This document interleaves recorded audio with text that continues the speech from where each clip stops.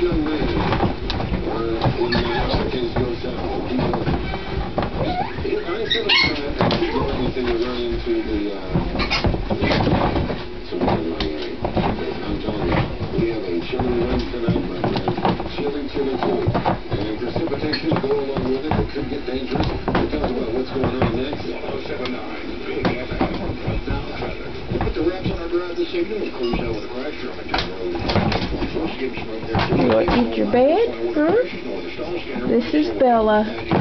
She's going home to her mama. In just another week or so.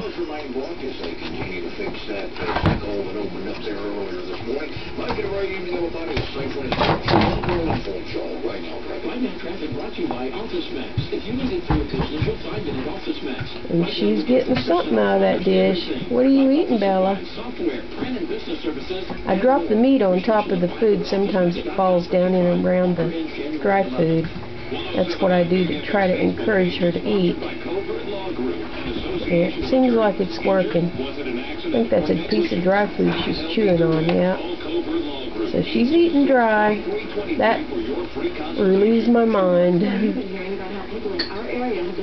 Because they can get sugar lows if they aren't eating the dry. And of course you have to leave it where they can get it all the time. So if they get hungry, they can take a little bite. And that's morning, noon, and night. A lot of people will have them in their beds at night, and that way they can't get to their food. When they're this tiny and they're tiny puppies, you can't do that. You've got to have a playpen or something where they can either go to the bathroom or eat or drink water all through the night.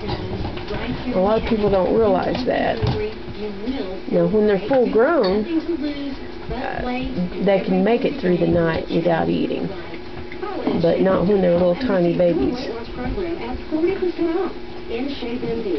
And you don't want them to go without a meal because that'll make them have low blood sugar. It only takes missing one meal to do it when they're this tiny. So that's why I put chopped up some kind of meat on top of her dry food. Make sure I see her eat in the morning at least and at night.